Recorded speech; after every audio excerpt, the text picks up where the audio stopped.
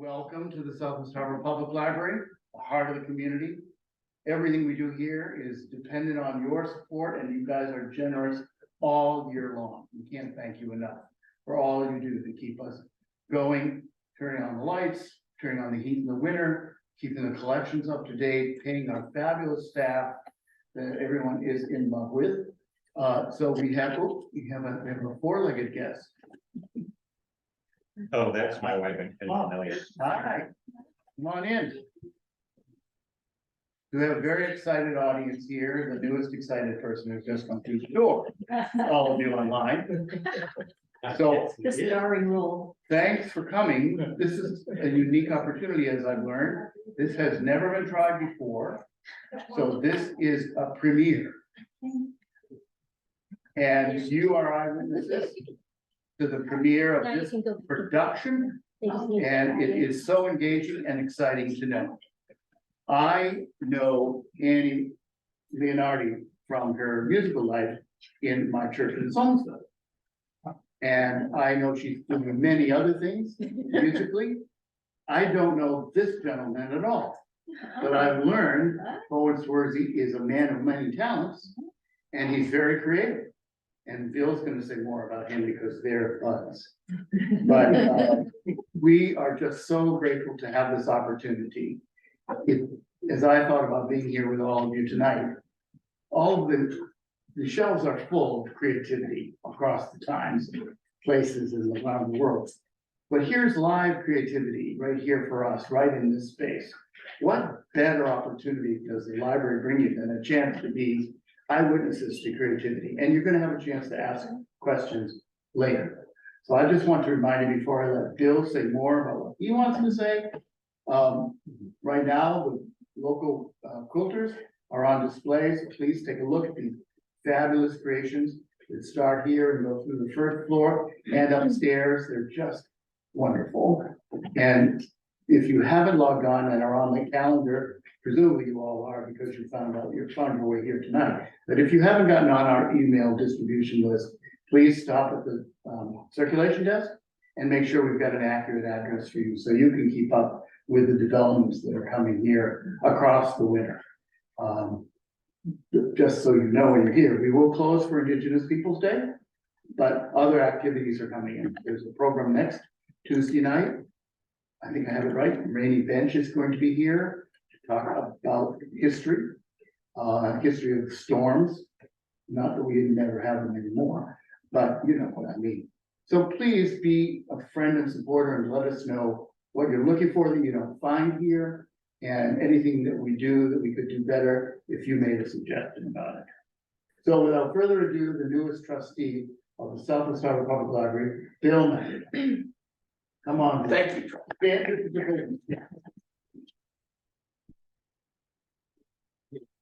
First of all, I will echo everything that Charles has indicated in terms of loving this library. I think the fact that you are all here is a testimony to all of that. Yeah, I had my first board meeting a little over a week ago, so I am indeed the brandest newest of the clan here, and delighted to be here. As I mentioned, have known Bowen for, well, I think it's 3 years now. Bowen is, in all of his humility, he is a true Renaissance man.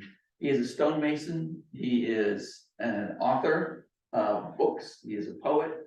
He rides a motorcycle. He does his writing from a treehouse on his property, which I'm sure that Elliot there helps him. I don't know. But so much of what he does is expertly done. And we love our stone wall. We love our stairs at the shoreline. He is exacting. And I think we'll see that in this process. That's what I'm excited to see.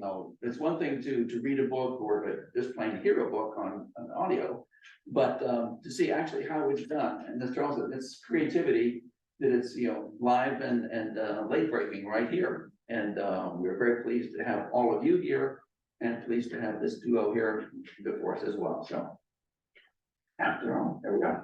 Thank you very much. Thanks for coming. Well, thank you so much, Bill. this is gonna be really fun. Normally, when we do this, Annie and I are sitting in the treehouse, and there's a picture window in front of us, and we're looking into the trees. So, we're gonna be pretending that that's what we're seeing here.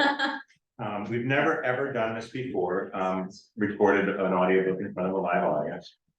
We know that accidental sudden noises happen. There could be coughing or sneezing or other things, and if it happens, why, we'll just stop and start again, because we do that all day long. Just to, we're gonna hear a chapter, and just to let you know, we're like right in the thick of this book. And you've got Grace, who's the lead in the book, and then there's her friend Cormac, there's Grace's boyfriend Oliver, there's movie star Parrish Burns, who they're going to talk about. Don't try to follow the story so much, even though it is a lot of fun, but this is really about our endeavor together to get this chapter in the can for you all. And assuming we can do that in good time, we'll have some questions and answers and other information about the audiobook production process. Do you need to say anything before we proceed, Anne? Would you like? Well, maybe you look out the picture window, but my face is glued to the screen the whole time we're recording, so. I'm actually reading along with you. I'm aware, I'm vaguely aware. So much thanks to Kate Pickup and the library staff here for helping me hook up the screen so that we can share as much of the process with you as possible. You're gonna see, this is what I'm looking at on my computer, and then you're gonna hear our playback through this amplifier. So we couldn't possibly give you any more of the process than that, and there we go. It's so exciting. But we had to debug it, and great job, Kate, for helping me do that. Are you ready for chapter 25? I have one question to start. Yes, please. Since we're gonna be looking at the screen, I think we understand what's on the left side, where number 25 is the header. What are we looking at on the right? Okay, there's my book copy on the left, and on the right is the GarageBand program, which is sort of preloaded into all Mac books. And GarageBand is a very simple recording program, and what we're doing is just a single track with a single voice, so simplicity is key here. I really couldn't figure this out with a more complicated program. It would take a huge learning curve, but I love GarageBand. It's so easy to use, and you'll see just how easy it is. I'm about to press record. Everybody take a deep breath, get your ready, Annie? Chapter 25. He sent the message just before dawn on Sunday. I didn't find it until I rose at 10. The sun was already high in the sky. Grace, I have some bad news and bad news. Oh, I already flubbed it. What's One wrong? more That's some time. bad news. I have bad news and bad news. What's wrong with that? Let's hear it back. Grace, I have some bad news and bad news. What's wrong with that? Okay. You wanna do it again? You want to do it again? No, it's fine. I just added a word. I thought that was good. Oh, okay. Okay, let me keep that up. And bad news. Okay. Awesome, I responded. Shall we start with the bad news then? I didn't wait for a reply. Cormac wouldn't be able to communicate with me until nightfall. I yawned and stretched, extending my arm out beyond the edge of the sleeping loft. It was an overcast day, the kind of dim Sunday that encouraged one to sleep past noon. I was considering closing my eyes again, perhaps indulging in another parish. Yep, not past noon. Do you want to go from, yes, I was considering. Yes. I was considering closing my eyes again, perhaps indulging in another Parish Burns fantasy, when I heard a small car in the need of Okay, there's not a break in there. We're gonna do the same. This is how it goes. And I was considering closing my eyes again, perhaps indulging in another Parish Burns fantasy, when I heard a small car in need of a muffler. No. Okay. Parish Burns fantasy. Yeah, let's go back. That's Okay. pretty tight. Noon. That's it. Noon. I was considering closing my eyes again, perhaps indulging in another Parish Burns fantasy, when I heard a small car in need of a muff, Hey there. but I didn't swear.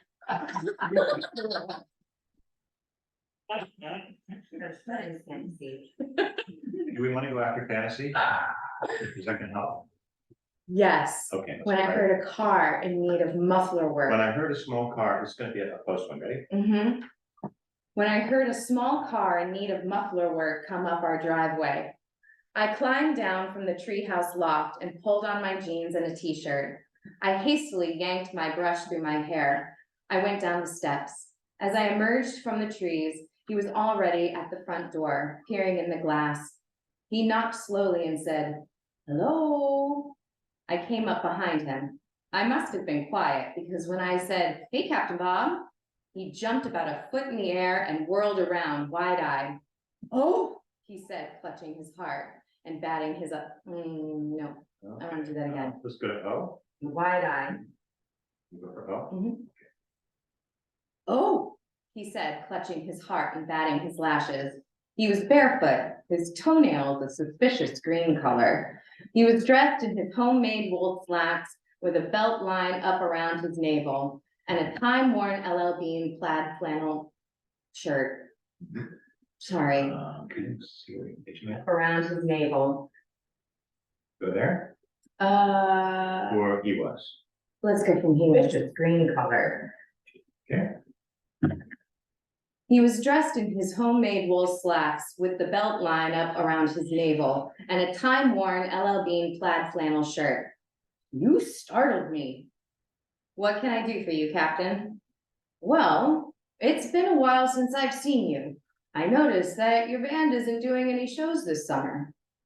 "Oh, I didn't tell you you were, Any shows this summer?" "Oh, I didn't know you were following us." I opened the door and let us both inside. I put the kettle on in the kitchen as he spoke. "It's not easy with dial-up internet, but I try. Anyway, I saw your band page that you're not gigging, and I thought I would see about taking back some of the PA gear. I've been playing with some younger folks, and we need mics and a mixer and speakers." "Oh, well, it's true. Iris and Ezra are driving to Argentina, so we're on hiatus for the summer and fall." He looked around the house as if he were at a garage sale, peering at the books on the shelves and the photographs on the wall. "Great, then this is a good time for me to take back the stuff you've been borrowing." What's the question? Oh, it is a question. Let's go there. Photographs on the wall. Okay. "Great, then this is a good time for me to take back the stuff you've been borrowing?" "I suppose so." I got a pair of mugs from the cupboard. "Tea for you?" "Sure, thanks. Hey, are you still playing that awful looking bass?" "Yes, every day." It wasn't quite true, but almost. "Look, I really love that bass. Can I buy it from you?"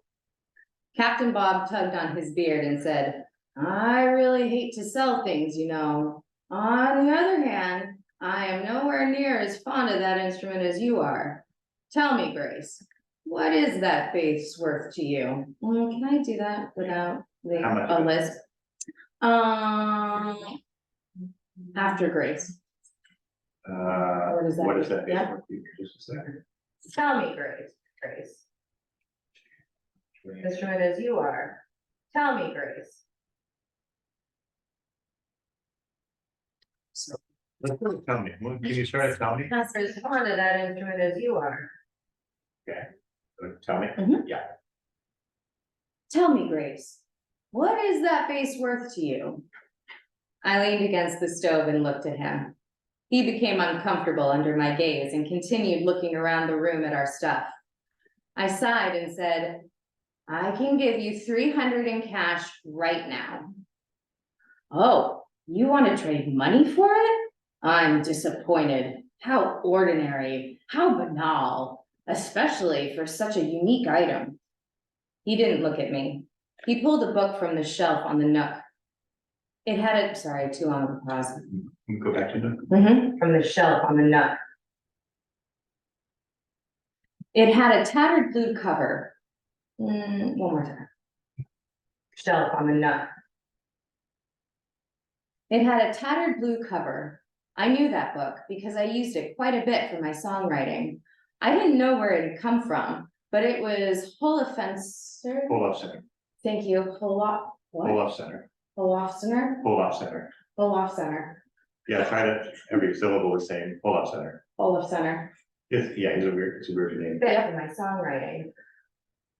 It was. Da, da, da, da, da. I didn't know where it comes from. Yes, thank you. Yeah.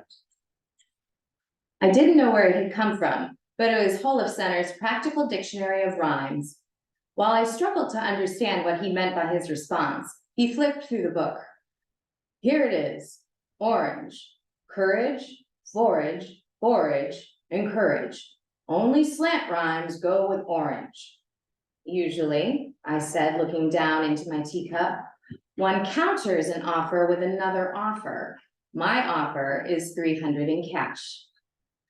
Will you help me load the PA equipment into my van? Yes. Thanks for the loan, by the way. It was very useful in our rehearsal room last year. Let me get your money and I'll meet you over there.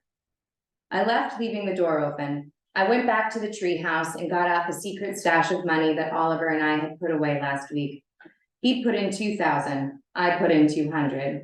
At any rate, I was sure he would agree that it was a good idea to buy the borrowed Gene Simmons Battle Axe bass for $300. I put the stash back and went down to Oliver's parking lot, where Captain Bob was just pulling in. I opened the door to our rehearsal room and flipped on the lights. My bass lay on the couch, still plugged into the Belly Buster bass amplifier. Captain Bob came in and knelt in front of the amp like it was some kind of altar. Holy Bob! Where did you ever find one of these? He passed his hands over it, touching the edges. No. Thank you. Find one of these. He passed his hands over it, touching the edges, the corners. I picked up the bass and said, "Turn it on." He turned his head to look at me. "Surely not in here." I nodded. "Yes, in here." "Oh boy." He chuckled, flipped the switch. He hastily backed away. I punched out a riff in the low E. Oh, no. He hastily backed away. Here. I punched out a riff on the low E string that blew a few, no. Yeah, I wanna, yeah. Oh. Good time comment. Have you said flip and it's flipping? Yeah. Sometimes if she reads differently than the text, if it's not a big deal and it's a good take, I let it go, and other times I go, okay, hold on. Wow. Yes. Yeah. Let's hear But how that slice. I punched out a riff, That was not bad. flipped the switch. He hastily backed away. Where am I? Oh.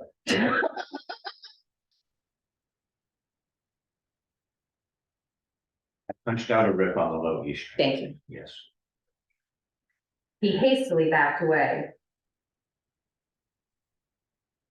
I punched out a riff on the low E string that blew a few loose papers off the side table next to the amp. The windows rattled, the house shook.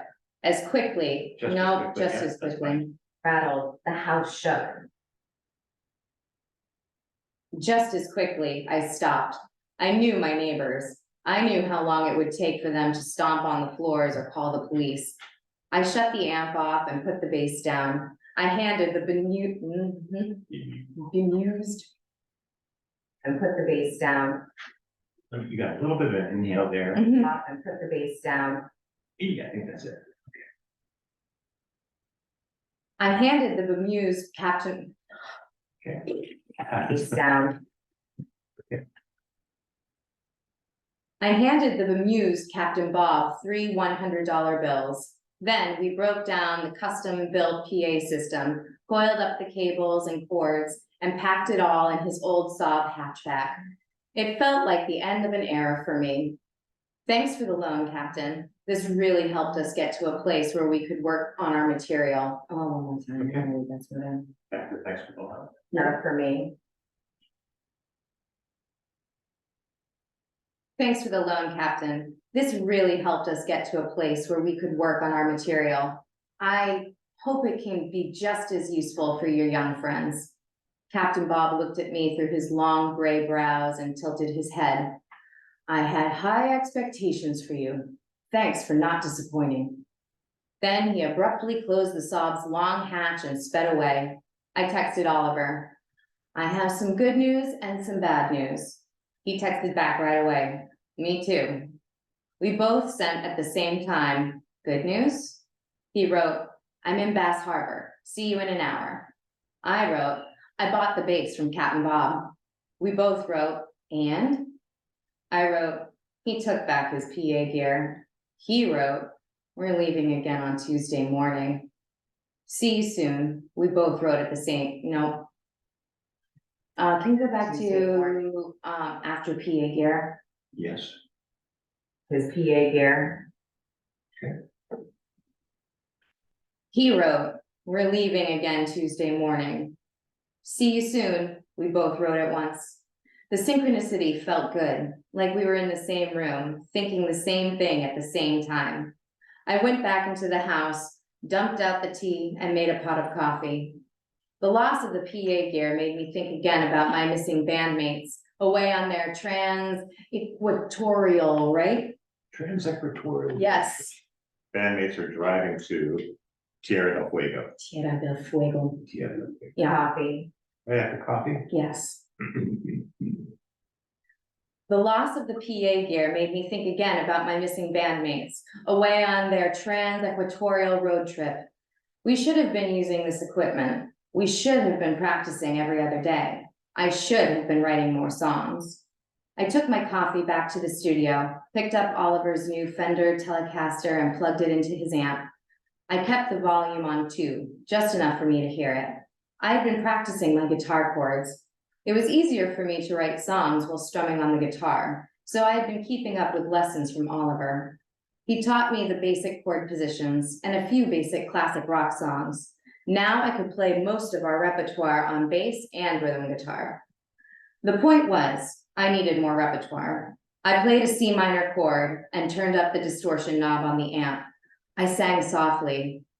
I'm clawing at the bed. You're stuck inside my head. My throat is feeling dry. I'm trying not to cry. I hit the B flat chord, then the G dominant. I'm missing you. I'm missing you. I'm going through the day, but I can't get away. I'm trying to be strong, but my fangs are growing long. I'm missing you. I'm missing you. I went to the F major chord for the bridge. I let it hang in the air, full of disdainful distortion, then strummed on the downbeats. I miss your smile. I miss your eyes. I miss the way you bite my toes. I miss your soul. I miss your bones. I miss your blood, the way it flows. Beneath your skin, I want it all. I'm jumping in. I'm in free fall.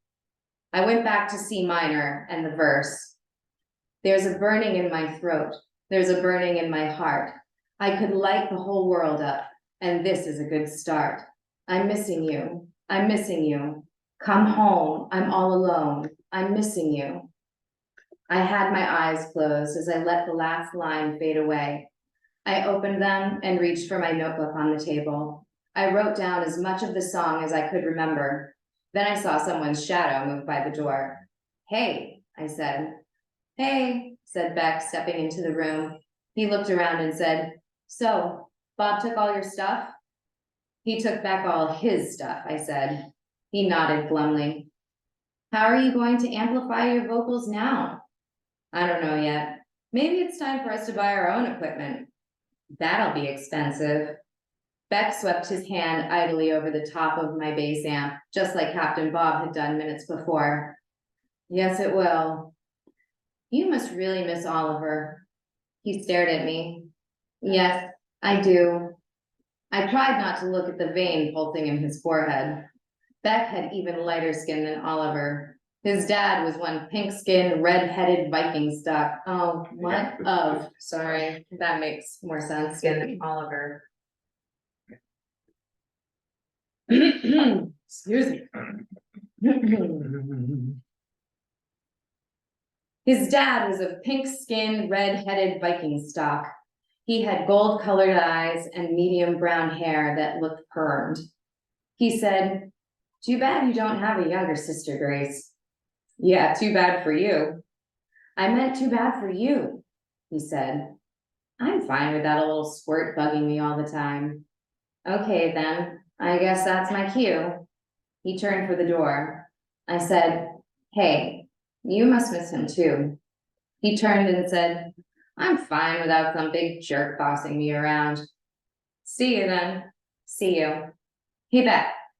"Yeah?" He turned. "Let's watch One Punch Man on Hulu Wednesday night." "Cool, yeah." He smiled and left. I kept working on the song, writing down what I'd sung, then working on some new lines. Finally, I heard Oliver's dad pull into the driveway. The door opened. I heard Eric's voice. "Pick you up first thing on, Tuesday." Eric's voice. That's good. "Pick you up first thing Tuesday." "Yep, bye," said Oliver, slamming the door. He saw the light on in the studio, and he came to the door to look. He smiled as he saw me with the pencil in my hand and his guitar on my lap. "Lucky guitar," he said.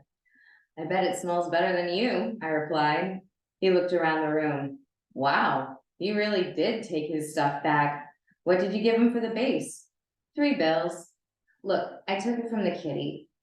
"I know, it's fine. I'm glad it's yours now. Great price, really." "Okay, I should shower. You want to go out to dinner tonight?" Sure. Look, my folks are still away if you want to shower over at my place." "Sure, I'll be right over. Just gotta say hi to my mom."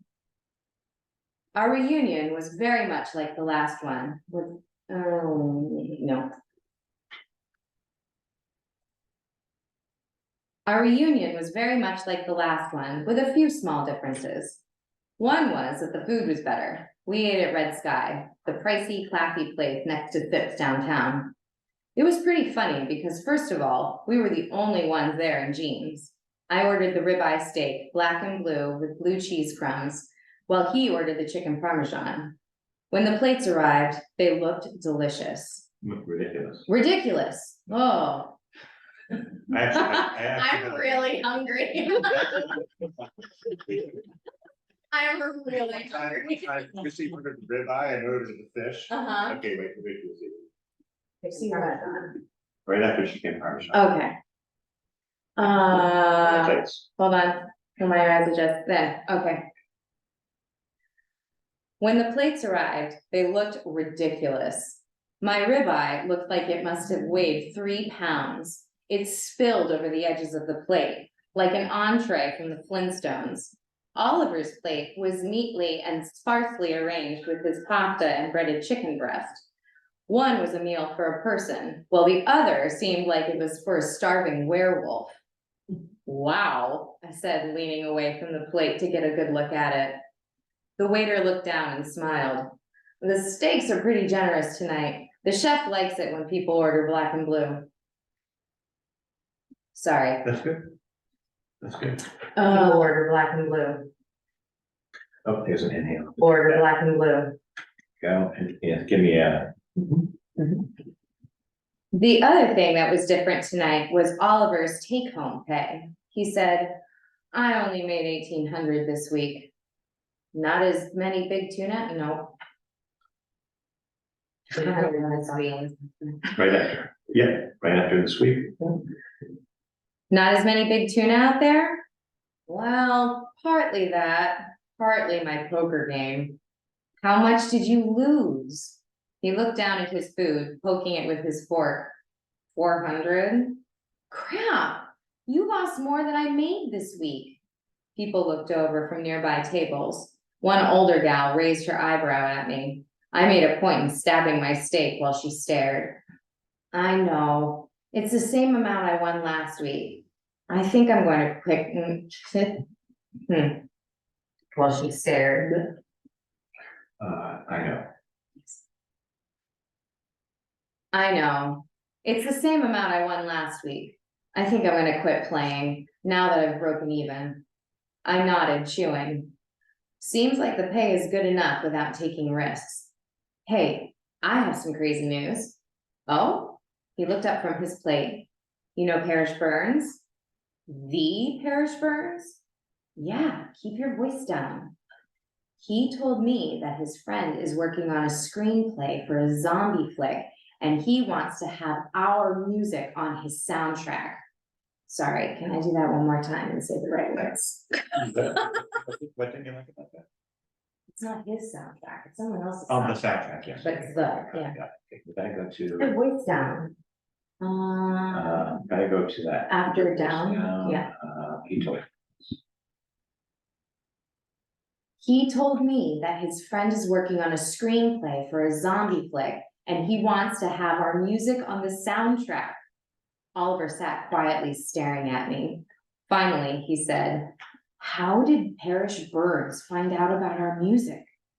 He Googled me and found our band page. He really likes our songs.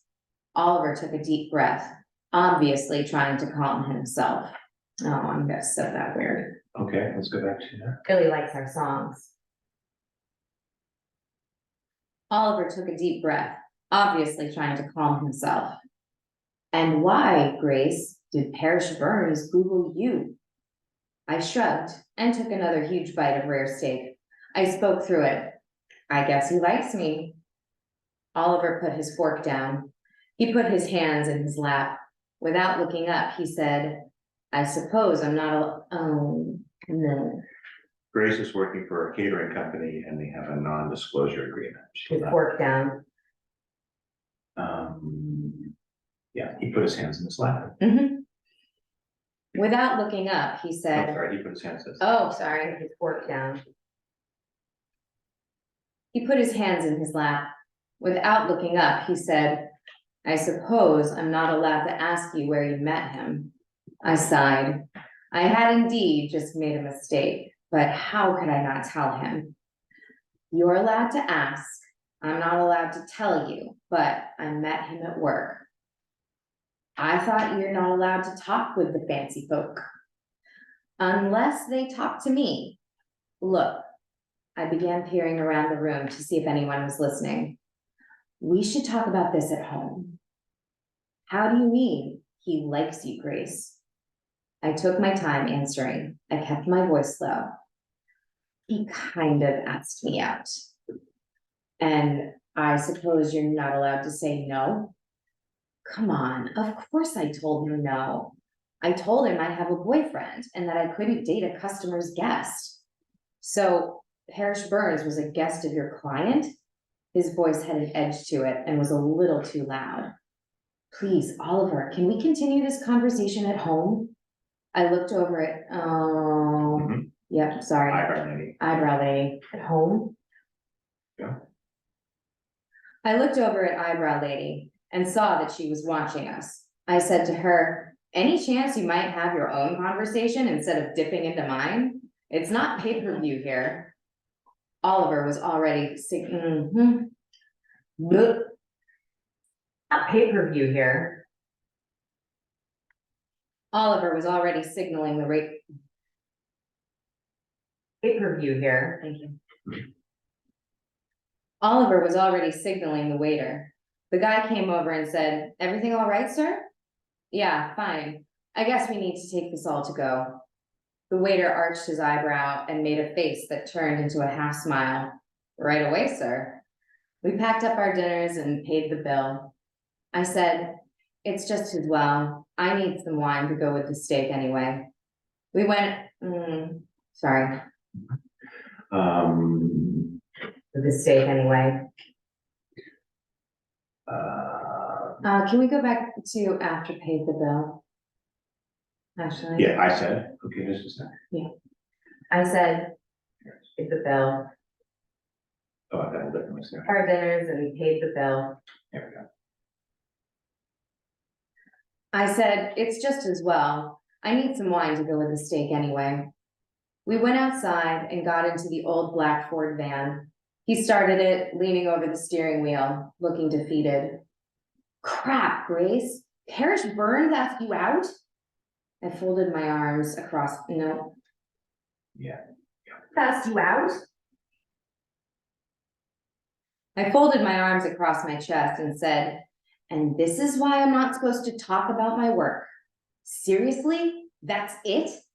He rested his forehead on the steering wheel. Please take me home, I said quietly. Awesome. Sweet. Got it. That's it.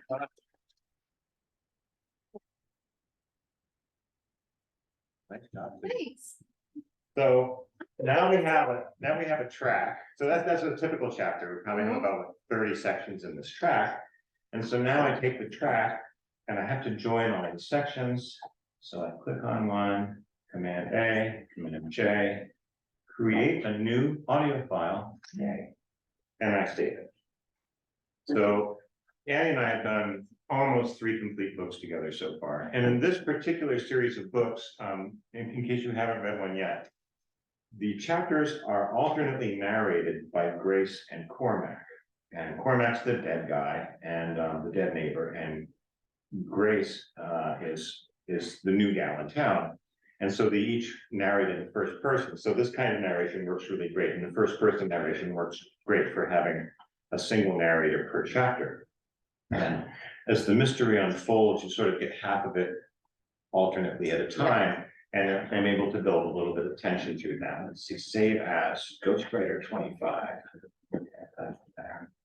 Do all, I'm going to show you this part of it. It's really fairly simple. And then I'm going to share that to my Dropbox folder, Ghostwriter Audiobook. Send that off. And now that chapter's done, it's in Dropbox. And later on, I'm going to send this folder to the guy. So this part is relatively easy, especially with Annie, because she's so talented. But I found it's pretty easy to record the chapters and get them onto a file. But the difficult part is sending the file up to Audible, because Audible has this it's actually a very brilliant interface section between the production company and themselves, but they need your file to be greatly compressed and to fit through this tiny little funnel. It's like getting the space shuttle to get back into the atmosphere, trying to get a file to fit for Audible. And they say, no, it's too loud, it's too soft, something's wrong about it. So finally, it just turned out I have a buddy, Ben Moniz, who was part of Andrew Simon's Barn crowd. And Ben works in an audiobook production facility in Manhattan. And he does my job. He's at the board and he directs the voice acting, but he knows people in the basement. There's goblins in the basement of this facility who do all that PPM, the post-production mastering. And this is the part that nobody can do. You have to be like a total computer geek and audiophile to do it. But Ben finally figured out how to do this thing. And for a very small, $10 a chapter, he sends my chapters up to Audible for me. And I was like, wow, I couldn't do it without him.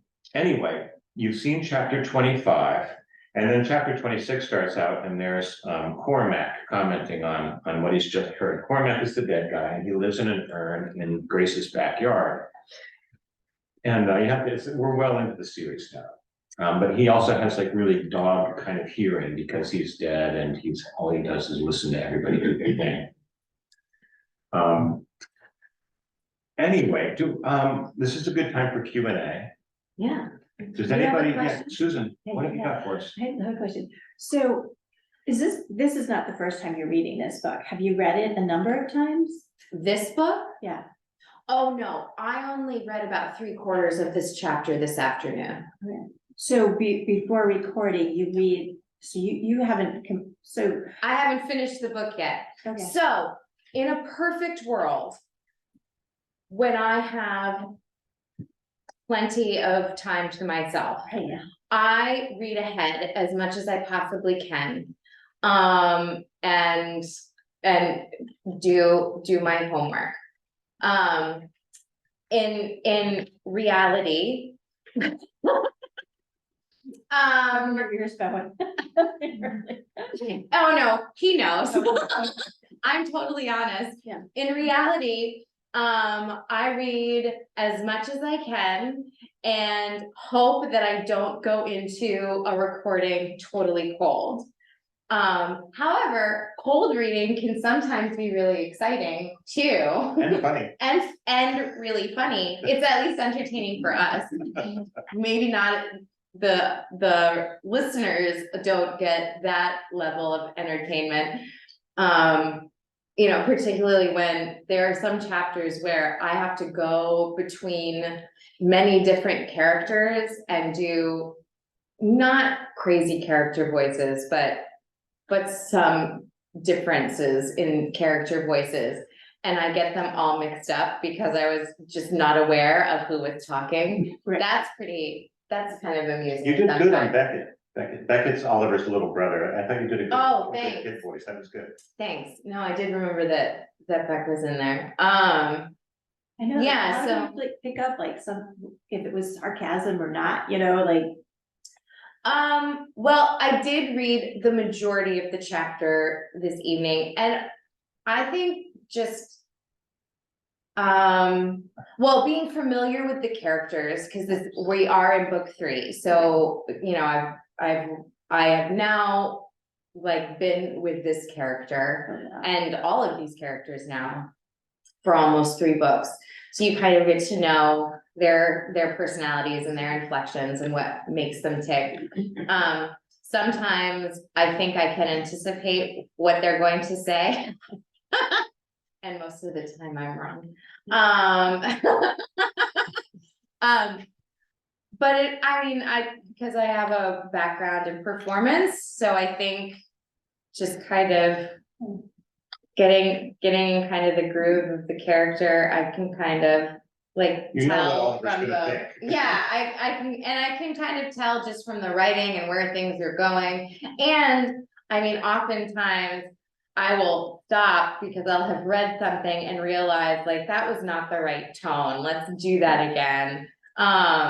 And so we'll go back, but most of the time I like to have read ahead, so I at least have an idea of the tone of the conversations happening. You stop yourself more often than I stop. I know. And what has been really wonderful about this process, because like during, when I was doing some, voice stuff from home, which was mostly music and recording tracks, it was the most painful process for me because it was only me listening and judging myself. And in that sense, I was so nitpicky and very critical. So it has been really wonderful and freeing to just kind of, for the most part, just kind of let go and be like, you know what, if he has a problem, he'll stop me. But sometimes I really do stop myself and go, oh, I want to do that better, or not have a weird list. It's really hard to do this after a long day of being at the high school and then a rehearsal and having been talking all day long. I just get tongue-tied. Yeah. Well, it sounds like you're really in tune with the characters and their personalities. Mhm. But I'm wondering, as you're reading, are you processing the story, following the story, or are you really focused on just, reading? I'm pretty focused on the reading.